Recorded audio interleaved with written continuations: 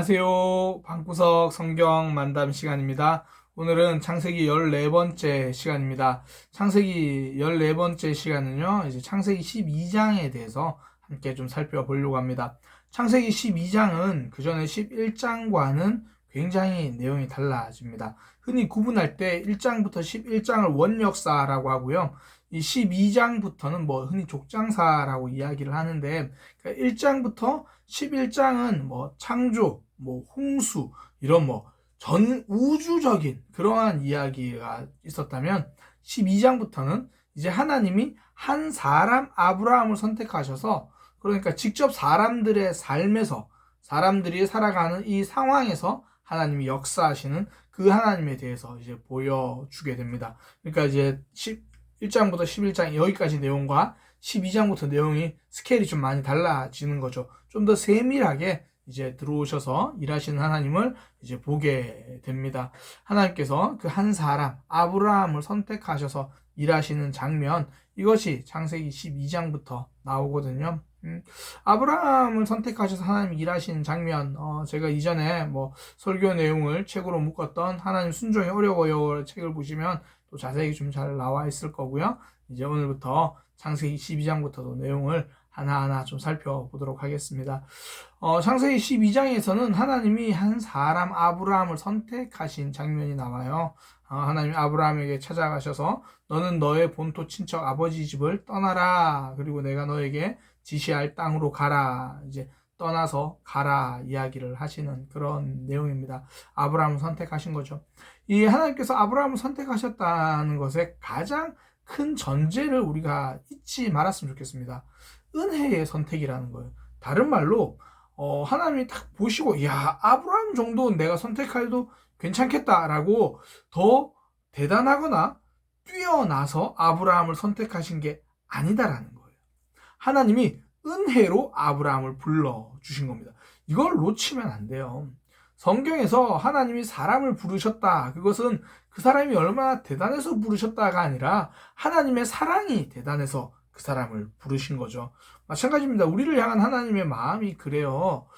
사람들이 가끔씩 본인을 오해할 때가 있어요. 내가 막 신앙생활 잘하고 내가 사랑도 잘하고 말씀대로 순종하고 그래서 하나님이 나를 선택하셨다. 이거 오해예요. 목사님 저는 그렇게 오해하지 않아요. 제가 왜 이렇게 말씀드리냐면 우리가 막 넘어지잖아요. 굉장히 좌절을 해요. 저는 사실 제가 넘어져도 크게 좌절하지 않아요. 저는 저 자신에게 원래 부족하고 연약하다는 걸 알거든요. 원래 하나님으로부터 이렇게 단절되어 살아가던 사람이었거든요.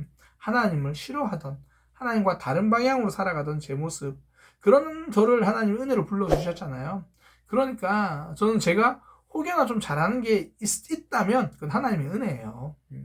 혹여나 말씀대로 순종하고 그 말씀대로 살아가는 삶의 영역이 저에게 있다면 그건 온전히 하나님의 은혜가 되는 거죠. 반대로 제가 좀 넘어지고 불순종할 때도 있고 원래 제 모습이에요. 연약함. 저는 오로지 하나님의 은혜로 살아가는 것. 그러니까 그런 거죠. 우리 모두가 하나님의 은혜로 선택받은 사람입니다. 그러니까 아브라함 이제 대단한 사람이 아니다. 우리가 이제부터 이제 아브라함에 대해서 쭉 살펴볼 건데요. 지금부터 우리에게 보여지는 모습은 대부분 아브라함의 믿음이 아니라 아브라함의 연약함을 보게 될 겁니다. 우리 흔히 이제 아브라함을 믿음의 조상이라 그러잖아요. 그럼 아브라함이 막 대단한 믿음의 업적을 보여주고 그럴 것 같은데 지금부터 보게 될 아브라함은 그렇지 않다는 거예요.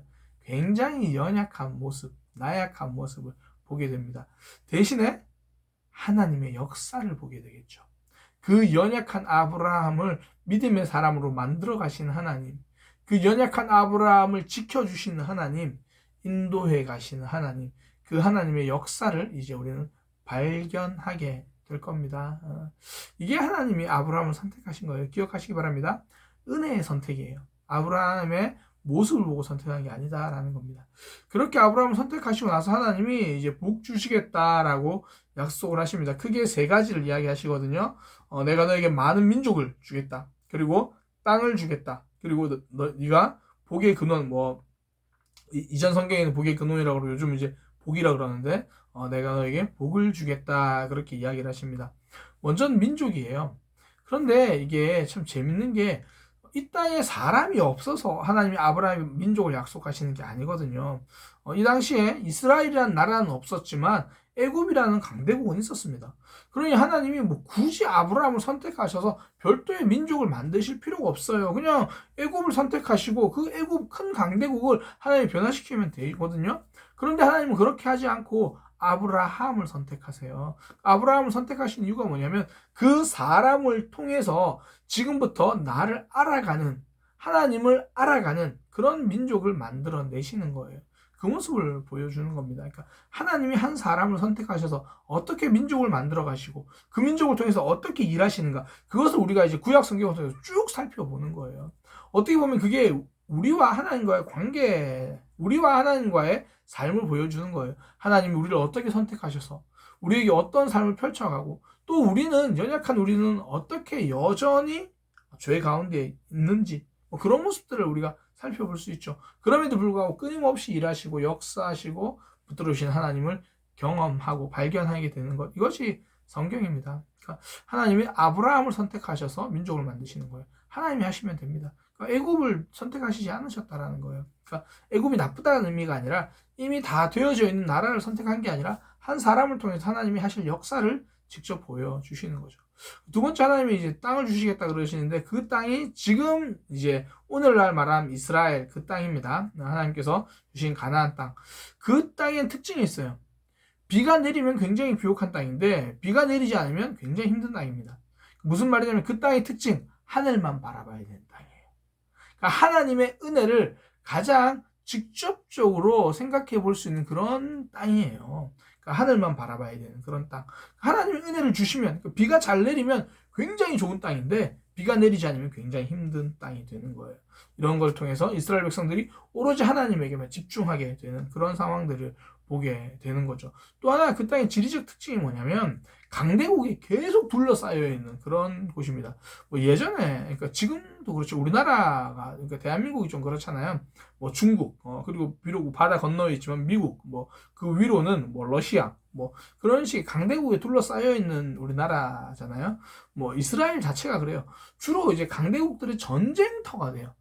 강대국들이 그 위치 자체가 그래요. 이스라엘 땅 자체가 계속 그런 강대국에 둘러싸여 있다 보니까 하나님이 보호하시지 않으면, 보호해 주시지 않으면 그 나라 자체를 유지하기도 좀 힘든 그런 지리적 위치가 있습니다.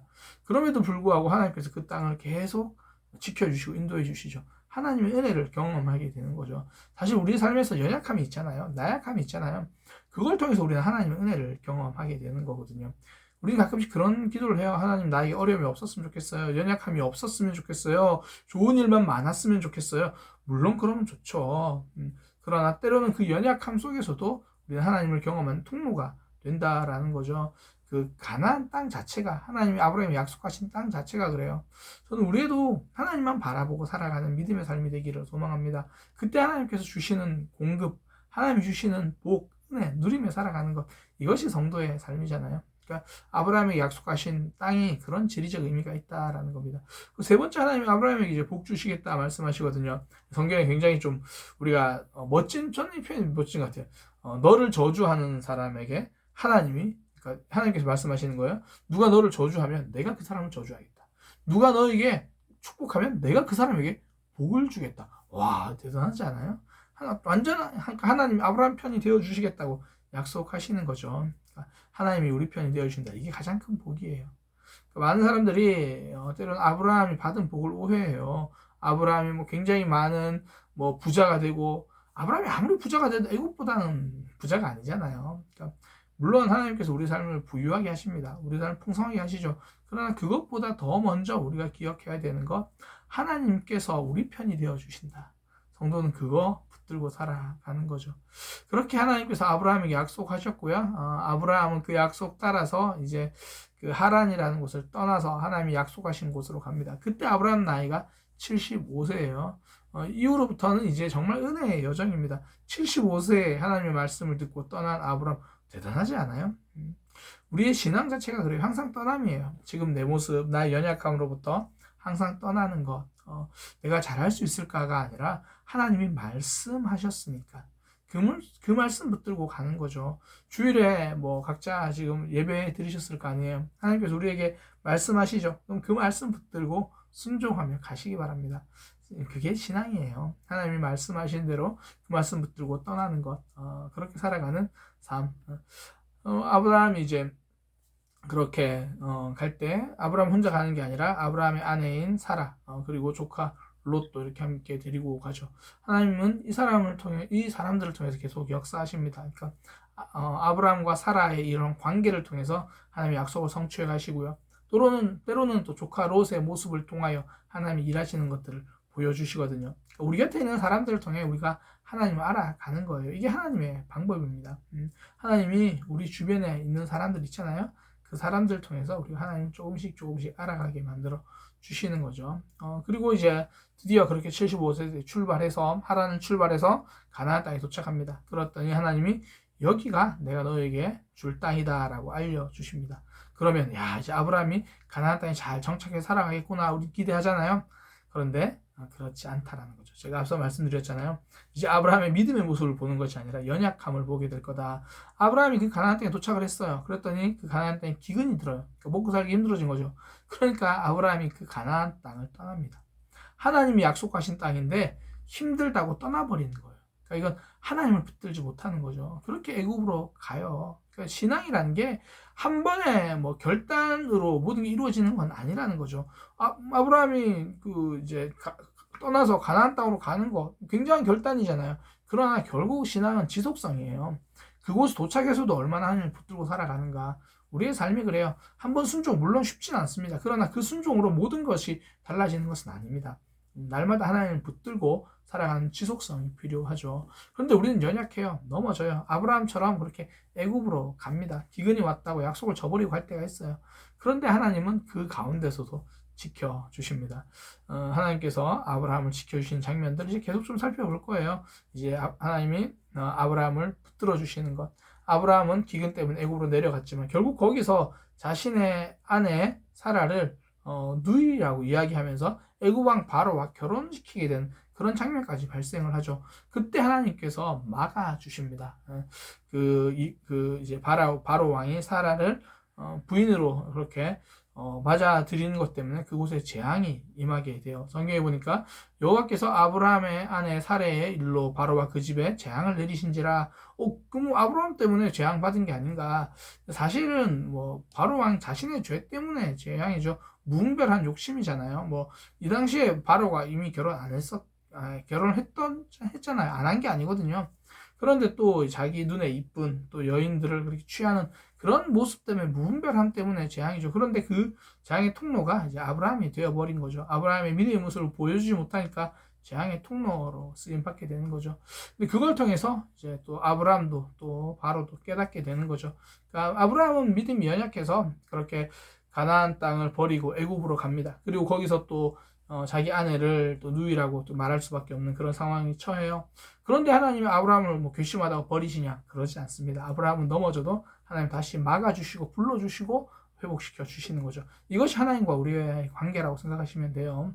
우리는 늘 넘어집니다. 그러나 하나님은 붙들어 주시고 회복시켜 주십니다. 그 하나님의 회복하심을 기대하시기를 바랍니다. 이제 오늘부터 아브라함 이야기 쭉 이렇게 살펴볼 건데요. 창세기 22장 하나님 아브라함을 선택하신 데는 오로지 은혜의 선택이다 기억하시고요. 아브라함이 그러니 계속 넘어질 수 있습니다. 그때마다 하나님은 다시 은혜 주시는 그분이 우리 하나님이세요.